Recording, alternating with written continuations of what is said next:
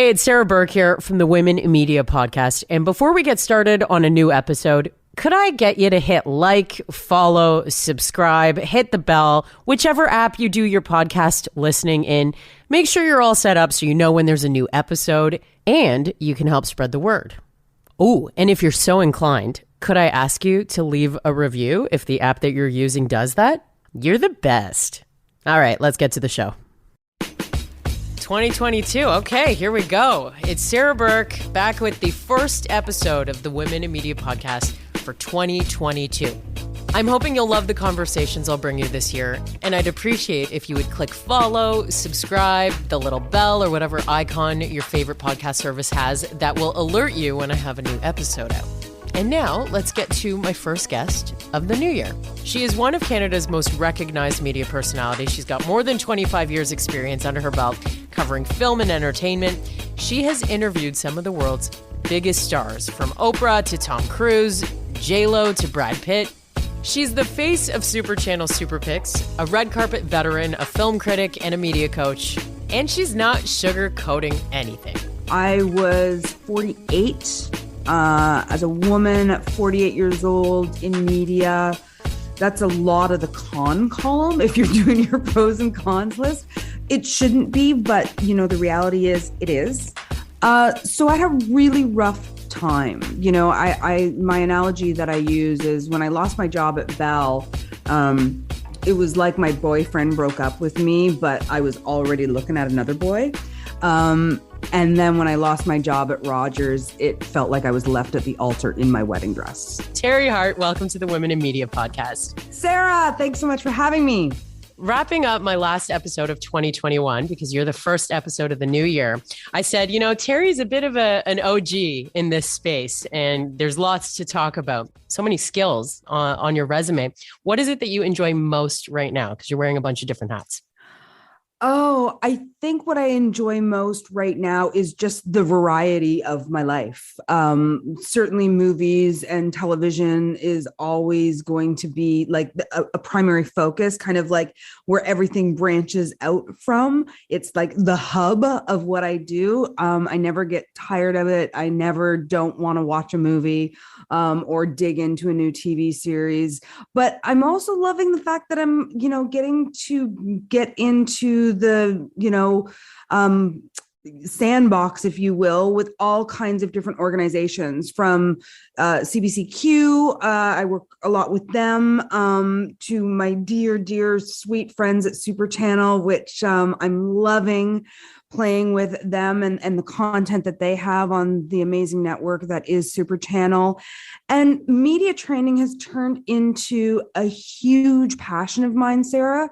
It's really amazing to be able to come into somebody's life, filmmakers, actors, executives, students. You'd be amazed at some of the people who have reached out to me for media training and take my skill sets that I've built as being, an interviewer and a broadcaster for, 26 years now, and hand that over to them that they can use for something really tangible in their life, in their career. So it's a little bit of a different side of what I do. And that's been fun to kind of peel back that onion and see how I can help people from that side of the business too.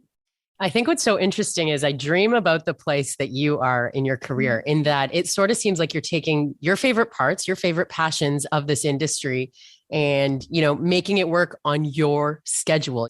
Also, interestingly enough, you have somehow found a way to both make content and strategize content. And I often feel that way myself. Like I'm so passionate about both those things, but you can't always do it all. How did you get to this point? You make mistakes, you bite off more than you can chew. You say yes to everything and kind of dig deep in terms of what feels right and what doesn't feel right. And then instead of just going, oh, that didn't feel right, that means it's not a good fit for me. When something doesn't feel right, sit with it for a while. Did it not feel right because it was a challenge?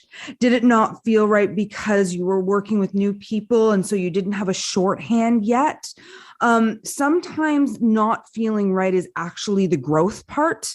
So it takes a while to figure out if something doesn't feel right because you're growing and learning in it, or if something doesn't feel right because it maybe isn't a great fit. I'm not perfect at it, Sarah, at all. The thing that I do say is say yes to everything.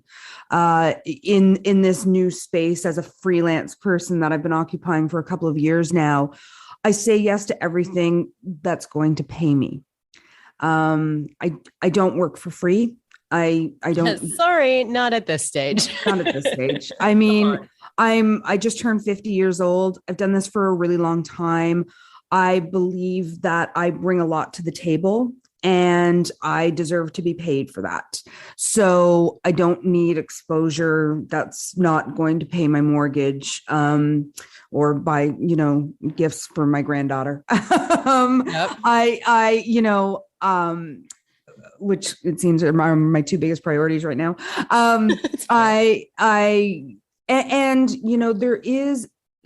There is that thing out there of know your worth.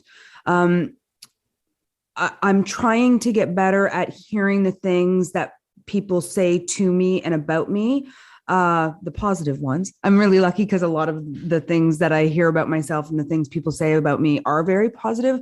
So I'm trying to be better at not going, oh, no. And I'm trying to say thank you. And that means a lot. I mean, just hearing you in these past, 5 minutes, it's surprising and it warms my heart. And what I tell younger people all the time is, it's surprising when you get to the place where you have something to offer somebody else. I didn't know I was at that place. It's not like all of a sudden you become the senior, the guru. Yeah. It's not like you wake up and you're like, now I can be the mentor versus the mentee. I mean, I still believe I could benefit from so many people out there in terms of a mentee situation. But all of a sudden you realize that you do have some answers to some questions. And those answers are because of actual tangible experience. And they're because of just accumulated knowledge. So, and that's always evolving. So your question was, how did I get to the place of creating content and strategizing about content?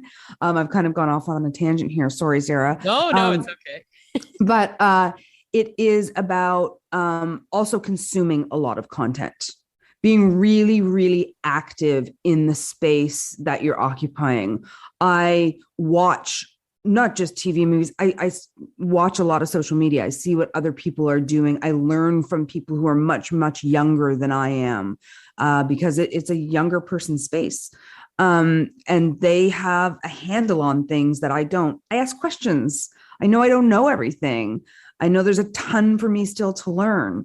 So I guess it would be say yes to everything, get paid, because value is important and knowing your value is incredibly important.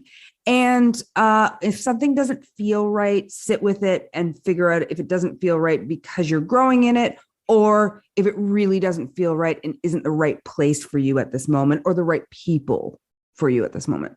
So I want to get into like your Super Channel stuff that you've been doing, which is like your biggest, I guess, freelance gig at the moment. And especially like some of the media training that you offer. I actually went down a little bit of a rabbit hole Googling, trying to find out some more. So I'm going to ask you about that too. You just got back from New York. I want to hear about what you were doing there.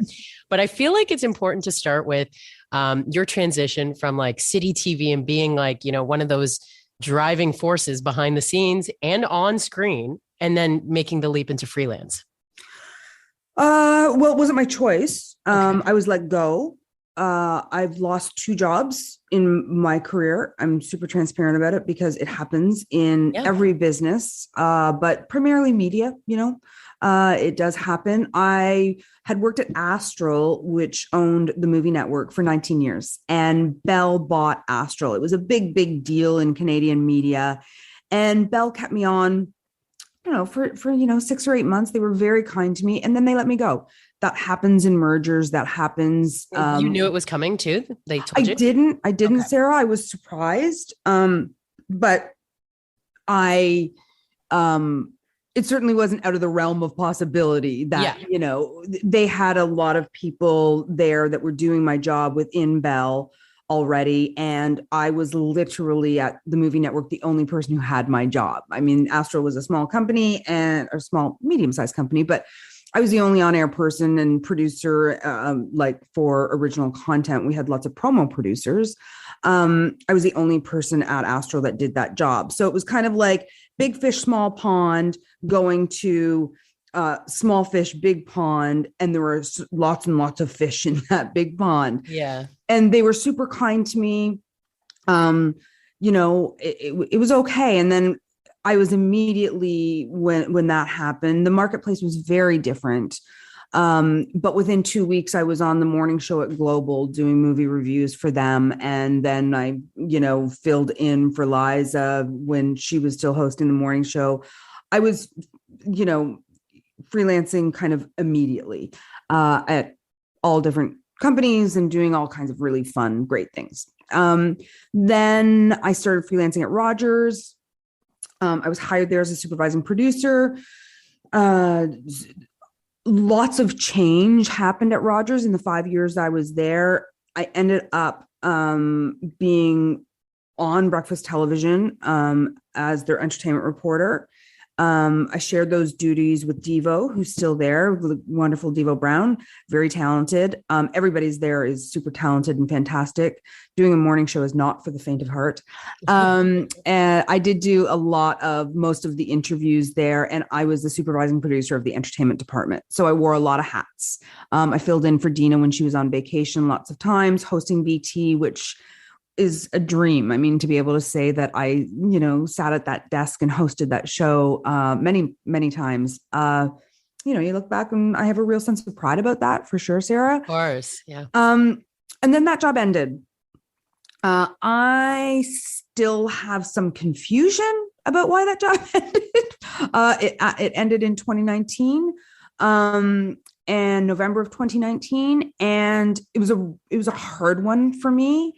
I was 48 as a woman at 48 years old in media.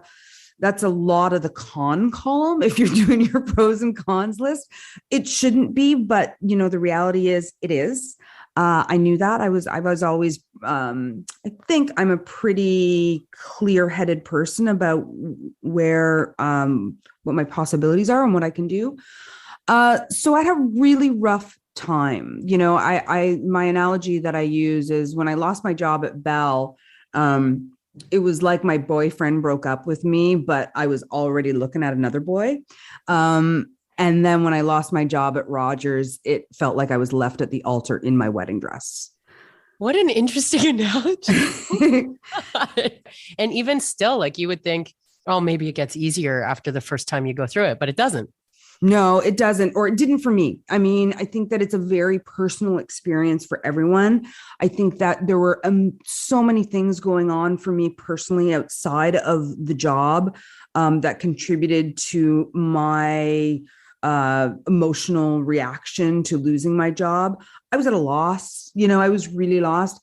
As I said, I lost my job like kind of mid-November 2019. And then like 4 months later, lockdown. Right. So it was I was super lucky during pandemic because I didn't have a full-time job. I didn't have to pivot to work from home. My husband and I at home, we could stay home. I felt very safe. He felt very safe. You know, the same kind of worries as other people, but we didn't have young children. You know, for all the really, really significant hardships that other people had through pandemic, and certainly before vaccines came into our lives, I felt very fortunate. But I was still struggling about what I was going to do professionally. And it has organically kind of fallen into place. That's given me a confidence that I didn't have, that I have something to offer and I can roll with changes. I didn't have a confidence, Sarah, which I think it surprised a lot of people, including myself, that I was that malleable, that I could figure out a different way to do things. It's a scary, scary situation. And I'd been really lucky, right? I'd had 2 really long and really big jobs. So, I never say never in terms of through hardship, because you never know what's around the corner. I've learned that, but I'm really proud of myself. Here we are, over 2 years later, and I'm continuing to craft a really interesting and really exciting, really fun and properly rewarding life for myself that actually has some balance that I never had before. I mean, you mentioned I was just in New York, and I flew home on Monday, and I thought to myself, I came in the door at like 8:30 or 9:00 at night, and I said to my husband, I used to do this and then get up and do a morning show the next day. Yeah. Like, I don't know how I traveled the way I did for over 25 years. Like, I have 1.5 million miles in the air with Air Canada alone. I mean, it was a bananas schedule. So when you go from like 800 miles an hour for 25 years to like 0 pandemic, like it's a shock to the system. Hearing someone who's been, through it all, talking about these things, I'm like, I need to stop myself earlier. That's how I feel about it. Yeah. What I would suggest, Sarah, is it's all a question of time. You only have so much of it. You don't get any more time in your day. So what do you want to be doing with that time? Yeah. What do you have to be doing in terms of your responsibilities, both to, employers or people who have hired you for freelance, your commitments, your need for money, because these are jobs and we do jobs to get paid so that we can live a certain lifestyle, whatever that is. What is that for you? And then those are all the things that are like the have to do's and what am I doing? And then what are the things that you want to be doing? And the perfect, for me, what I try to think about is how much can I have those 2 things blend together? How much can those things inform each other? There's so many guests on this podcast who have talked about like not knowing what their identity is outside of their job. Right. I think so many women in media struggle with that. Yeah. I struggled a long time with who am I if I, when I lost the job at Rogers, who am I if I don't have this job? Well, you're still a full person. And like what I realized is the things I do and the people in my life, I'm so fortunate, had nothing to do with my job. I love watching movies. I love watching content. I love my friends who are also, many of them, media people, whether they're in television or print or radio, many of them, they're still my friends no matter what I'm doing. Yeah. I still talk about the same things. So I realized that I actually had a lot of that already going on. I needed to frame up then how I could make money differently because I have responsibilities and it is a job and I need a job and I want a job. So, but I'm getting there in terms of figuring it out. So I figured that what's going to happen, Sarah, is I'm feeling really good about things. So there's another curveball coming.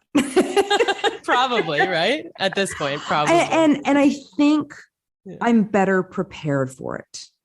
I think that sometimes you have to go through those big doubts of, can I do this? Do I want to do it? How hard, can I do hard things? The thing, you can do hard things. Yeah. Am I made up that way? And hard things are different for everybody, right? Like I have friends, people who, they have a discipline about them in terms of their schedule. They get up at 5 o'clock in the morning, they work out, they, batch cook and make that's really hard for me. And it's not a priority. I walk a lot, but that discipline isn't my priority. I have different hard things, right? So what's hard for you might not be hard for somebody else. You got to figure out what that is in your life. But yeah, I mean, I just feel now that I've gone through some crap. And I hold my head up and I'm really proud of where I am. And also I'm proud that it's easy for me to talk to you about these things because I didn't hide from it. I was really honest on my social media. I was really honest with my friends about where I was at. And it was not that's what people want, right? Integrity too. That's what, that's the difference between a viewer following you from like your company job to your freelance job right there is integrity, I think. Yeah. Yeah. I think that's a really great word. And I think it resonates. I don't know if a lot of people know exactly what that means, but for me, integrity means I'm not pretending to be anything I'm not. Mm-hmm. I don't have a schedule to post to Instagram because some days I'm doing it and it's not my job. Like I'm not making a living off of my Instagram. But I post when I want to post. I post when I have something to say. I share the things. I share a lot. But interestingly enough, I'll bring this up too right now. I was going to look up your 5-step process because I was interested myself. I was like, maybe I'll take this course, like it's good. So I went to Google it.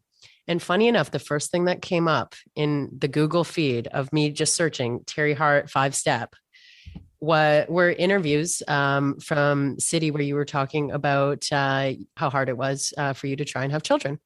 Yeah. And thinking about that integrity piece that we just talked about, why did those things come right up? Because I think it resonated with, your viewers the most. And that's why it's still being shared. That was a crazy decision. Maybe it was crazy. Maybe it was right. It's done now, so I can't go back. I'm still very grateful that I chose to do that with my dear friend, Tracy Moore, who of course is the host of City Line. I was working at Rogers. Some people knew my story, which was my husband and I had tried to have kids for about 6 years. I had 5 miscarriages. It was really awful, really a journey. Yeah. Just a tough go, really expensive in every aspect of life, financially, emotionally, physically, the most expensive thing I've ever been on in every aspect of my life. Expensive. It cost us a lot. Money, time, body, mind, soul. It cost us a lot. And what even brought you to like the decision to share how much of what you went through? I got frustrated. I got frustrated that all the stories that I was hearing of people on television talking about struggling with infertility always ended up with a baby. People always talk about, I struggled with infertility and, infertility, this and here's my happy ending. Yeah. Infertility is not something you struggle with. You are either infertile or you're not. You struggle to get pregnant. Mm-hmm. I struggled to get pregnant and then found out after everything that I am indeed infertile. And so I thought it was really important. Words matter and language matters. Yes. And I wanted to give other people, I knew there were other people like me who had gone through all the doctors, all the needles, all the surgeries, everything you can do, all the Chinese medicine, all the acupuncture, you name it. I drank all the teas. I did it all. That didn't end up with a baby. And I thought that I could give a voice to that. And I think you did. And give a face to that. And the response was extraordinary. I got handwritten letters sent to me that would break your heart. Women who were in their 60s. I did this years ago now. Yeah. And women who were in their 60s who said, this is the first time I actually saw my story on television. And, it is an epidemic. People are waiting longer to have children, to try and get pregnant. And that, the number is the number. Women's fertility starts to decline at the age of 35. Period, full stop. Nobody's lying about that. Many, many people have successful, wonderful pregnancies after the age of 35. I only hope that for everybody who wants it. But the truth is, women's fertility starts to decline after the age of 35 quite significantly. And there are all kinds of other things that contribute to struggling to get pregnant, whether it be hormones, whether it be how many years we were all on the pill. I don't know. I'm not a medical doctor. I know that my story is what it was. And I know there are a lot of other people who also lived that story. So I'm really proud that I did it. I'm kind of glad that it's just out there. Yeah. And all these years later, for it to come up in like that high up in Google search results, that speaks for itself, because again, it was something you said out of integrity that resonated with people, I think. So yeah, I think that when you speak truth, it hits, right? Like, or as the kids say, it tracks. Yeah. You can't argue with truth. Mm-hmm. Right. There's no, I don't really buy into truthiness. You can't really debate truth. No. Facts are facts, and my facts and what happened in that aspect of my life. And I also felt, Sarah, I'm sure that many people who come on and talk to you, and I'm sure you feel this also in your role as a woman in media, that if you're given this opportunity to have a voice, if you're given this opportunity, then share your shit, it was very courageous that you did it, knowing how painful it probably was leading up to that moment and after. But you're right. You knew that you had a platform and you wanted to use it. Yeah. And it, surprisingly, I'd gone through, the reason I was able to do it when I did it was because it was truly behind me. We had we had made the decision that we were done. We could not go any further. Mm-hmm. And so it's not like I was still counting every 28 days, you get through things. Yeah. You do move through the mud. Yeah. And it's such a, like you talked about it being an epidemic, like even in my very tight group of girlfriends, and it's happened in every other group of girlfriends, there's so many people who can relate to what you said. And, I think one of the things that, I got frustrated about every story about infertility, ending up with a baby. And I really do feel passionate about how language needs to change, Don't say to people everything happens for a reason. Let's not sugarcoat this. Let's refer to facts and science. Yes. And ask questions. Don't try to have a solution. Don't tell somebody they just need to go on vacation. Like all the things that are out there. It's better now. It's better than when I was going through it, for sure. There's been a lot more conversation. Yeah. But man, oh man, people can say things that are really, really insensitive. And maybe I always gave people the benefit of the doubt, but it got tiresome for sure. Mm-hmm. And right here, you're speaking about the different sides of this platform that we have as women in media, right? There's so many exciting, big, shiny things that we want to talk about, but there's also some tough stuff, and you have an opportunity to be real about it. So I do want to talk a little bit about the shiny stuff. You were just down in New York with the Critics' Choice Awards. So I would love to hear a little more about that and being in New York this time of year. Oh, it was shiny. To use your term. Yeah. There's lots of shiny. You sit in a room at a press conference with Meryl Streep, Leonardo DiCaprio, Jennifer Lawrence, and Jonah Hill, and Adam McKay, and it's a good day. It's a good day. Another day you're there with Maggie Gyllenhaal, Dakota Johnson, and Peter Sarsgaard. It's a good day.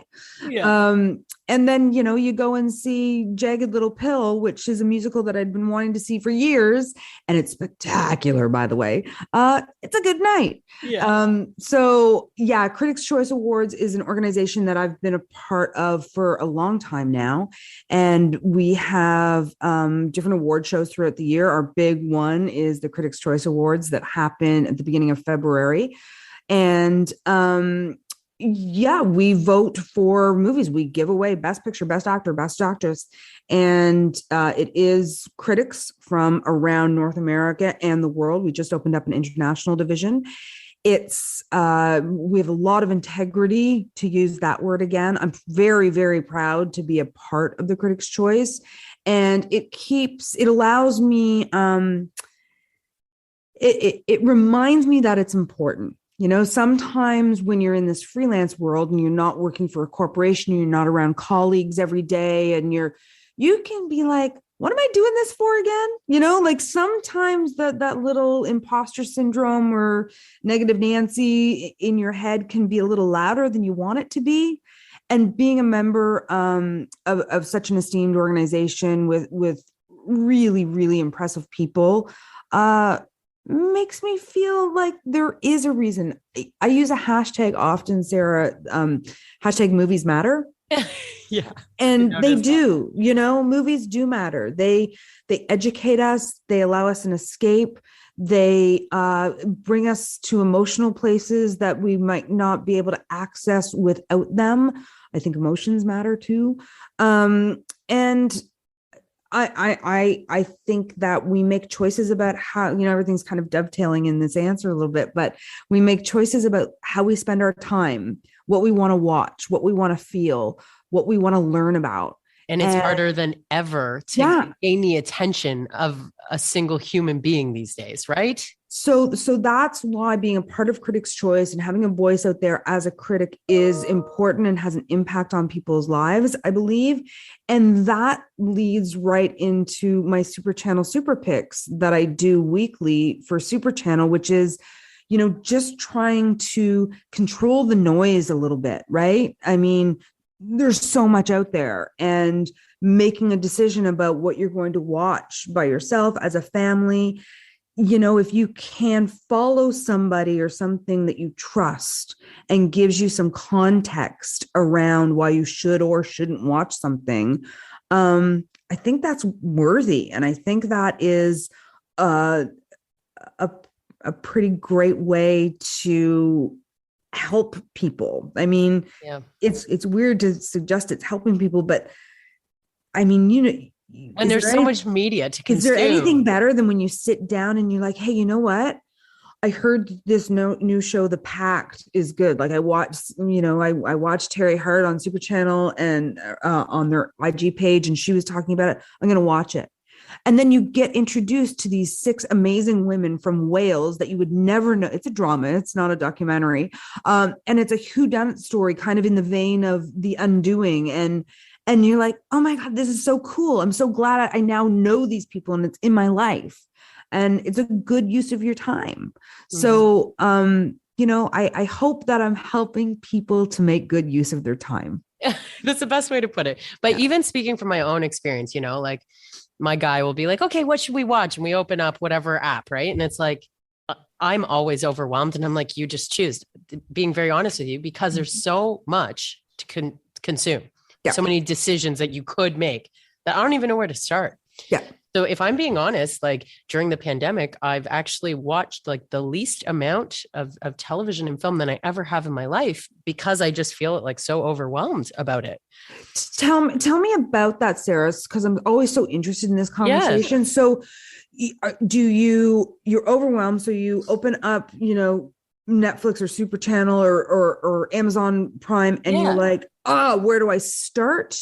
Or is it like, you don't know if you want to do a series or a movie, you don't know emotionally where you want to go, you don't know who to trust in terms of advice? It's almost like emotionally is the only thing I got is what mood I'm in when I'm logging in, right? Am I in the mood for like a music documentary, which a lot of the time is what I'm in the mood for. Yeah. Or it's usually, when I'm in that like fun, like just put something on anything on mood that I don't know what to pick. Okay. So I think a lot of people find themselves in that space. Yeah. And then they'll start something and it won't be great, or they won't like it, and they'll feel cheated. They'll feel like, oh, what a waste of my time. Like, because there is so much out there, it's like going into a mall, right? Yes. And I hate the mall. But you know what stores you like. Yes. So you don't bother going into that mall and going into stores that you don't like. But it took you a while to figure out what stores you like, right? Yeah. What fits you properly, who doesn't have obnoxious salespeople, all the people who stand for what I like. Yeah, I get it. All those things. So it's the same thing with movies or television shows, but it takes a little bit of effort. So in your notes section, just like start a note. And when you're talking to somebody and they're like, hey, I heard that show on Super Channel, The Pact is really good. And like say, is it a happy show? And like write The Pact dash mystery. And I hear that, the Yellow Jackets, which is on Showtime in Canada, it's on HBO Canada. I hear that's really cool. It's a series. It's again another mystery, but it's a high school soccer team, plane goes down. They are stranded in the wilderness for like 2 years, and then they get found. And it shows them as adults and their teenage selves dealing with what happened in those 2 years. It's kind of like Lord of the Flies. Okay. See, and this is really interesting, even talking through this with you, because like I'm finding now when I think back to what I have watched, I've made that decision after hearing it from like several places, right? So it's almost like a popularity vote.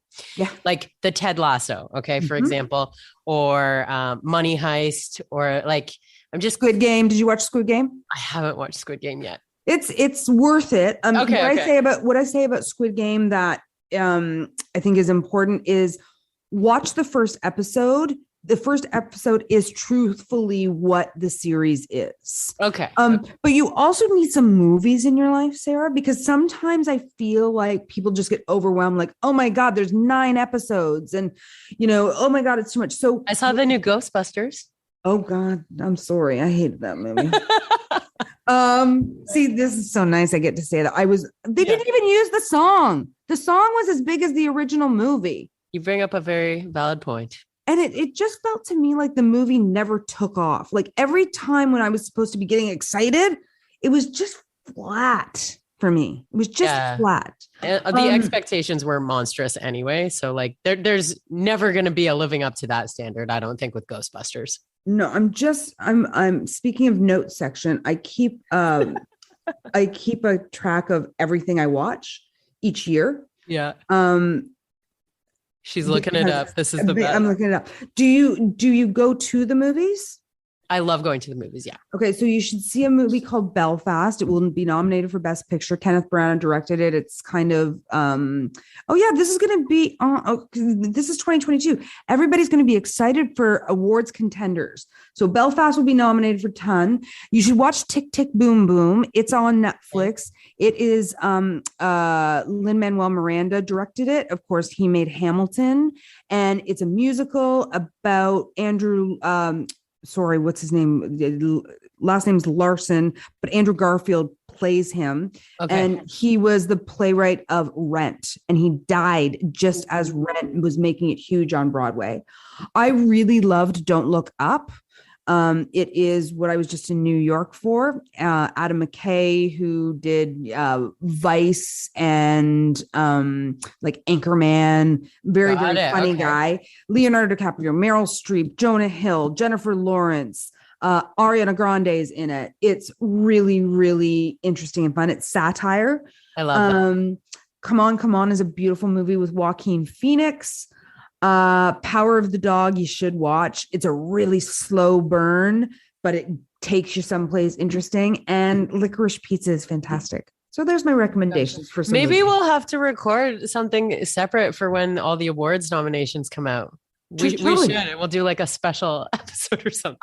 I will have watched it all, so I'm there for you. Okay. It's amazing.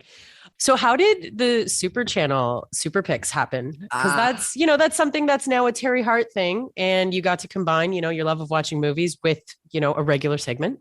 Yeah. And it's perfect for me because it's a combination of older movies. So I can go back to movies like Good Will Hunting, like Dirty Dancing, which is a perfect movie. I love that movie. It's a perfect movie. And people mock me and then they watch again and they're like, no, it is structurally a perfect movie. So I can combine some older movies with some newer movies. I talk about ton of Canadian movies, which thrills me to no end. I have a huge relationship with the Canadian film community, and it's very, very important to me. The art being created here is so exciting right now too. Yeah, yeah, we're making some good stuff. It's been a great year. You know, there's a movie. TIFF just released Canada's top 10 for 2021, and the list there is fantastic. Some of my favorite movies of the year, including a movie called Scarborough, which is just fantastic. It's going to win a ton of awards. There's a movie called Learn to Swim, which is beautiful, by a director by the name of Tyrone Tommy. Both really spectacular movies. Night Raiders is great. Danis Goulet. So there's a lot of great stuff going on in Canada. But yeah, the Super Channel Superpicks, it was the dream. I gotta say, it was the dream. They contacted me and just kind of said, we're not sure what we need, but we think we need you. So what do you want to do? Is that not it's the goal right there. That's the goal right there, right? It's the dream. And I was really surprised. And then my husband, who is a wonderful cheerleader of mine, which is a good thing to have in your spouse, but also realistic. He said, you know, I don't know why you're so surprised. You're about the only person in this country who talks about movies the way you talk about movies. And I was like, I'm going to hold on to that. I'm going to own that as being part of who I am. You're the authority on the matter. Yeah. So, you know, we had lots of conversations about what made sense. I was really clear, going back to your integrity point, that my super picks truly had to come from me. They couldn't, you know, oftentimes it's not about sales. It's not about box office.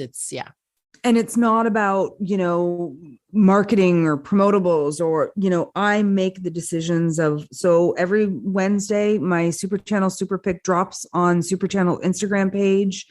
I hope it draws some people in to see those movies. I hope it lets people know about the wide variety and interesting programming that Super Channel has. And I'm thrilled that they asked me into not just their sandbox, but their whole playground, because it's really fun. And there's really great people working there who have turned me on to some movies that I didn't know about. It's been a dream. It's been a dream. We have a contract for, you know, the next little while. We'll see what happens. I would love to continue on. It's been really fun working with them and, you know, being part of a team again. I have colleagues again, and it's nice. It's a freelance gig. But I consider them for sure my colleagues, and it's nice to have people to bounce stuff off of. Like home base. It's like a virtual home base almost at this point, right? Yeah. And, you know, I've built up, we do IG lives with some filmmakers. We're doing some IG. We back in December, we did some IG lives with some of the talent from the Christmas movies that they have on Super Channel Heart and Home. That was really funny because people love watching those movies. So it was really fun to talk to those actors about being in movies that people are going to return to year in and year out. So it's about the most perfect job in the world. It's the best thing that you could expect someone in this industry to say, you know, later in the game, to be like, I love the calling your own shots and being like, these are, you know, these picks are mine. They're not coming from anywhere else and all of that. Okay. So, I mean, you just said you had turned 50, and that's crazy to me because I would have never guessed that. Like, you just seem like so like young at heart, really, A, and B, you know, you're still very much in the game and in the space. You know, a lot of people, I think, when they're in the later stages of a media career, maybe are apprehensive about playing in the space, and you're not. No, you know? I think that it may be naive. But I still think I got lots to say and lots to do. And I think that it's important to have representation of different ages in the space, because, it matters that there's somebody out there that doesn't know what the term shipping is. And I'm going to ask Joss, who was a guest on this, what's shipping again? And who are, trying to figure out, do I need to be on TikTok? Do I need to be watching TikTok? Is there anything there for me? Yeah. Well, I have the same question, and we're from totally, different eras of this space. And like, I'm telling you, like, I don't know either. I don't know. Yeah. Do I need to be on TikTok? I don't know. I don't know either. I have an account, but I don't do anything. Same. My thing about it is it's all about barriers of entry at life, right? So, using my mom as an example, who's 77 years old. I don't think she'll mind me saying that. She is active, Sarah, active on Facebook. She's posting all the memes. If you love your daughter as much as I love my daughter, reshare this. Here's a recipe. Here's a joke about husbands. Like she's on Facebook Amazing. All the time. She's on Instagram. She has an account and she comments on my pictures. And my nephew's squash page. But she doesn't post anything. Yeah, that's like my mom. Yeah. That's too much of a barrier of entry. She doesn't care about TikTok. TikTok is too much of a barrier of entry for her. Mm-hmm. So I think that happens, right? Like things become, and who knows what the next thing is going to be, but it's going to be something. I mean, I spend my social media time on Twitter. I do tweet quite a lot. I mean, not as much as some people, but I do tweet. I tweet ideas and random thoughts. I use Twitter as the platform it's meant to be. I don't just link my Instagram and my Facebook to my Twitter. I don't do that. I feel like Twitter is a very different platform. I do link my Instagram to my Facebook. Sometimes I use Facebook as, a Google search. Like sometimes I'll be like, who knows what the best blah, blah, blah is. And then, I get tons of response, which is really helpful for me. But I spend probably most of my time on Instagram. Mm-hmm. So in wrapping this up, what would you say is the biggest lesson that you have learned from a different generation of media?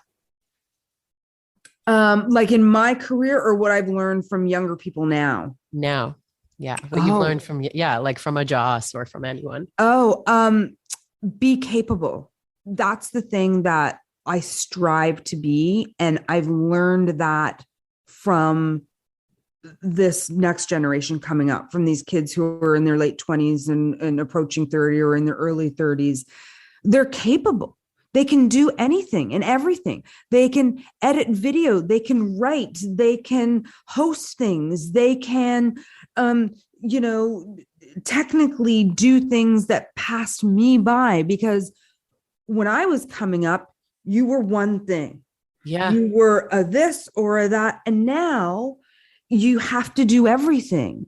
And it makes you better at all aspects when you know how to do all these things. So my aspiration right now is to keep learning and building my skill set and my toolkit, not to just sit back and be like, well, this is what I've done for 26 years. I expect to keep doing that. No, what I've learned is you have to be so capable at so many aspects, from writing to producing to executing to being a partner to being a colleague to having an idea to articulating something, like all of it. You have to be a one-person show.